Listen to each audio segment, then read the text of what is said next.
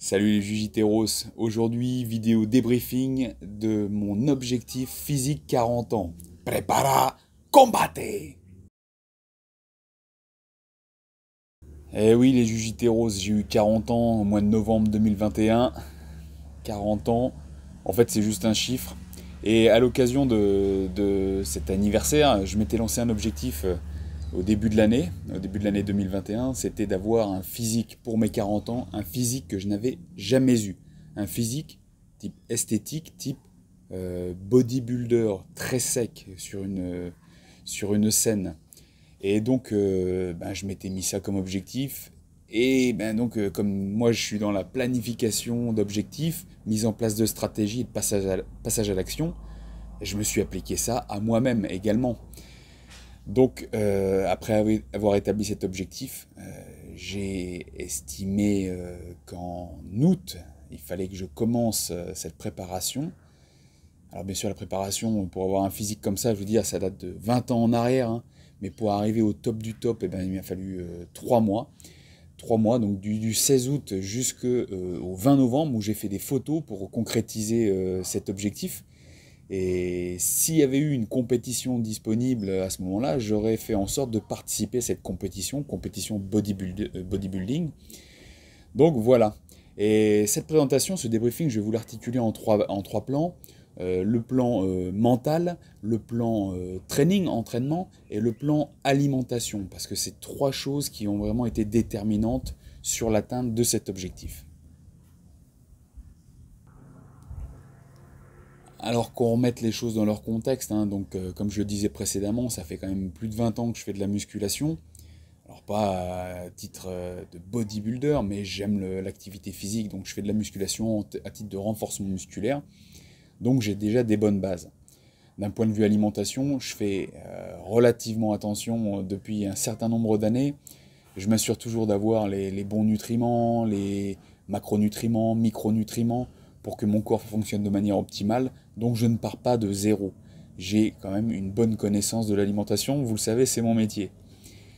Mais pour atteindre cet objectif de physique au top, type façon bodybuilder, je me suis adjoint les services d'un naturopathe comme moi, bodybuilder, qui fait partie d'équipe de France de bodybuilding naturel. Il s'appelle Fabrice Vivier. Et d'ailleurs, lui m'a épaulé. Donc moi, j'invite tous ceux qui ont un objectif particulier de se faire épauler par un coach s'ils veulent atteindre leur objectif de manière optimale et plus professionnelle. J'aurais pu le faire tout seul, mais en fait, au final, je me suis aperçu avec mon recul que même en le faisant tout seul, j'aurais pas atteint le résultat que j'ai eu en 3 mois avec Fabrice, avec un coach. Donc en fait, j'ai commencé le 16 août, et sur les conseils de Fabrice, j'ai mis en place la stratégie. Je vous ai dit, premier point, le mindset, la mentalité à avoir pour atteindre cet objectif. C'est très simple, très très simple. C'était mon objectif. Et comme quand j'ai un client avec moi, quand je lui demande à mon client quel est ton objectif, je m'attends à ce que son objectif, ce soit quelque chose de profond, qu'il ait vraiment envie d'atteindre. Et bien moi, quand je me suis déclaré cet objectif, j'avais vraiment envie de l'atteindre. Donc, j'ai mis tout ce qu'il y avait à mettre en place pour l'atteindre. Le coach me disait, le naturopathe me disait, je mettais en place. Je n'essayais pas de trouver des chemins détournés pour faire au mieux, pour que ce soit plus facile. Non, une stratégie, un plan d'action, on met en place, on passe à l'action. Donc en fait, d'un point de vue mindset, d'un point de vue mentalité, tout simplement, c'était de atteindre l'objectif, suivre les consignes, suivre le plan pour atteindre l'objectif. Et oui, il y a des moments, ça se passe pas forcément comme on veut, c'est difficile, on est fatigué. Ah non, j'ai pas bien dormi. Non, on peut se mettre toujours des excuses. Mais si on écoute les excuses, on n'est plus dans l'atteinte de l'objectif. On est dans l'écoute des excuses et plus dans l'écoute de ce qu'on veut vraiment. Donc assurez-vous aussi, vous, parce que c'est ce que je veux transmettre par cette vidéo. Moi, j'ai atteint un objectif en donnant tout mentalement dedans. Que si vous dites j'ai tel objectif, soyez sûr que ce soit vraiment un objectif que vous voulez atteindre et non pas un caprice d'enfant. Vous voyez, c'est ça. Souvent, on va dire ok je veux atteindre telle chose et puis au bout de la première difficulté on abandonne. Pourquoi? Parce que en fait c'est pas tant un objectif, c'est plus une lubie, un petit caprice comme j'appelle ça, pour faire comme les autres, ou pour ah bah lui il a fait ça alors je veux faire ça. Mais en fait c'est l'objectif d'un autre, c'est pas son propre objectif. Il faut se poser la question, quel est son objectif à soi? Qu'est-ce qui nous tient vraiment à cœur, qui nous tire les tripes? Vous voyez, moi j'avais vraiment envie d'atteindre ça. Ça c'était le mindset. Deuxième point sur l'entraînement. Bah, en fait, l'entraînement, comme je vous l'ai dit, j'ai fait appel à un coach qui pouvait diriger mes entraînements. Et comme j'avais un objectif esthétique et bodybuilding, il s'est attardé sur mes points faibles physiques. Et en fait, je pensais pas en avoir autant que ça. Et oui, on est toujours trop tolérant envers soi-même. Et donc j'avais beaucoup de travail et beaucoup de retard au niveau de la musculation des jambes, la musculature des jambes. Donc on a mis un gros accent sur l'entraînement des jambes tout au long de ces 3 mois. J'avais aussi des petites défaillances au niveau des épaules, des pectoraux sur certaines zones des pectoraux. Vous voyez, après c'est du détail pour les gens qui ne sont pas trop branchés musculation. Mais voilà, c'était pour atteindre mon objectif. Donc en fait, le focus de l'entraînement n'était pas là de développer un maximum de masse musculaire, puisqu'en fait, vu que j'étais dans un objectif sèche, objectif physique, bodybuilding, donc être très sec, on ne peut pas, tout en séchant, développer du muscle. Ça, c'est une fausse idée. Vous voyez, le but dans ces 3 mois, c'était de stimuler les zones défaillantes, les zones faibles, essayer de créer du muscle, tout en séchant. Et la sèche, ça viendra avec l'alimentation aussi. D'accord? Donc, c'était le focus sur les points faibles, entretenir la masse musculaire et essayer de développer le peu qu'on pouvait développer en 3 mois. Parce qu'il faut vous dire que 3 mois, ça peut paraître long, mais en fait, c'est très très court sur l'échelle d'une vie. En 3 mois, il ne faut pas espérer gagner 15 kilos de muscle, ni perdre 50 kilos. Vous voyez ce que je veux dire? On ne peut pas tout faire en même temps. Donc l'entraînement, c'était vraiment focalisé sur les points faibles. Les techniques d'entraînement et l'évolution de l'entraînement, c'est fait en fonction de l'évolution de mon physique et non pas avec un planning juste de telle date à telle date, tu fais ça. Non. Toutes les semaines, l'entraînement était réévalué en fonction de l'évolution de mon physique. C'est-à-dire que chaque semaine, je faisais des vidéos et photos de mon corps avec des posings, boum, comme ça, exactement, voilà, tout un enchaînement pour voir un petit peu comment ça ressortait et s'il fallait stimuler plus ou moins telle ou telle zone du corps. Parce que je le rappelle, c'était pour un cadre esthétique et non pas un cadre de performance, comme on pourrait penser quand on est dans les sports de combat ou quand on cherche autre chose. Donc ces entraînements évolutifs, chaque semaine, est basé sur du tempo training, le tempo, c'est-à-dire la cadence à laquelle chaque répétition était exécutée. Il faut bien garder en tête que quand on veut créer du muscle, stimuler du muscle, il faut que ce muscle soit mis sous tension. Donc c'est-à-dire qu'il soit stimulé un maximum de temps. C'est-à-dire que si on fait une répétition de développé couché, on fait comme ça, comme on a l'habitude de voir, bah dites-vous qu'une répétition, c'est en gros 1 seconde, alors qu'en fait, dans le principe de cet entraînement de stimulation de muscle, de préservation musculaire, en fait, on a stimulé, on a mis le muscle sous tension un maximum de temps par répétition. Ça pouvait aller jusqu'à quasiment 15 secondes pour une répétition. Avec 5 secondes de concentrique, contraction, 3 secondes de contraction, 5 secondes d'isométrique, voilà, d'excentrique en descendant. Ça prenait vraiment du temps. Et donc, une grosse mise sous tension du muscle. Là, c'est beaucoup de mental. Là, on enlève tous les divertissements, les musiques et tout. On se concentre sur la cadence, on compte. Et forcément, comme on est plus longtemps dans le mouvement et qu'il y a quand même un paquet de répétitions à faire, on met beaucoup moins lourd. C'est pour ça que je vous dis, on n'est plus dans la performance. On est vraiment dans le côté esthétique et la stimulation du muscle. On n'est pas dans un concours de force, à savoir qui va lever le plus de fois 100 kg ou 150 kg. Là, je pouvais faire mes séries, que ce soit en squat, en développé couché, en élévation pour les épaules, avec un poids qui représentait peut-être 20% de ce que j'avais l'habitude de lever habituellement. Et ouais, parce que quand vous faites 20 répétitions de 15 secondes, vous avez vu, ça prend du temps et c'est très très demandeur pour le corps, pour les muscles et pour le système nerveux. Donc voilà, d'un point de vue entraînement, c'était évolutif, c'était de la mise sous tension et c'était du travail sur les points faibles. Troisième point, l'alimentation, avec l'objectif bien sûr de sécher au maximum.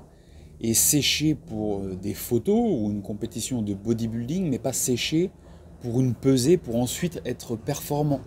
Là, je parle directement aux gens qui sont dans les sports de combat, jiu-jitsu brésilien, grappling, lutte à livre MMA ou autre. Là, c'est pas une histoire de sécher pour une pesée, de perdre du poids pour une pesée, c'est des histoires de perdre de la graisse, un maximum de graisse et d'eau pour un moment donné. Entre le 16 août et le 20 novembre, j'ai perdu 12 kilos. Alors ceux qui m'avaient déjà vu torse nu sur les vidéos, enfin sur des vidéos précédentes ou sur mon feed Instagram, me disaient déjà que j'étais très sec. Et en fait, j'étais gras. Quand je compare les photos sur l'évolution sur ces 3 mois, je me dis oh, j'étais gras. Alors, même si on voyait les muscles, j'étais gras. Et je suis parti de 78,5 kg et je suis descendu à 76 kilos à un moment, 66 kilos à un moment donné, voilà, 12 kilos en moins, 66,5 kg. C'était quelque chose d'énorme en termes de poids. Mais comme je vous le dis, j'ai perdu tout ce poids à des fins esthétiques, visuelles, pas pour la performance. Et ça, cette perte de poids, elle a influé beaucoup sur mes niveaux d'énergie, sur la fatigue, sur de la frilosité. Et oui, il y a des effets secondaires à cette perte de poids drastique en 3 mois, je vous le rappelle. Pour quelqu'un qui est déjà assez sec de base, perdre 12 kilos en 3 mois, donc c'est-à-dire 4 kilos par mois, c'est vraiment beaucoup demandé à l'organisme. D'ailleurs, vous allez pouvoir voir sur les photos qui déroulent le niveau de sèche atteint au final et l'évolution sur ces 3 mois. Donc au niveau alimentaire, comment ça s'est passé? En fait, on a déjà évalué la quantité de protéines et de lipides qu'il fallait apporter au corps en fonction de mon âge, de mon objectif et du délai imparti. C'est surtout ça. Ça a été assez drastique puisqu'en fait le délai de 3 mois est quand même relativement court pour atteindre cet objectif, sachant qu'en bodybuilding, il y en a qui prennent 6 mois pour atteindre ce résultat.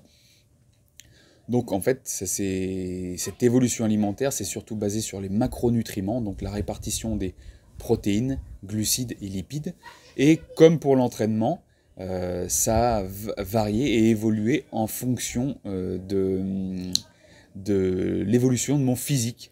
Savoir si je faisais de la rétention, savoir si les muscles se développaient, si ça se découpait bien. Et ça, c'était vraiment évolutif.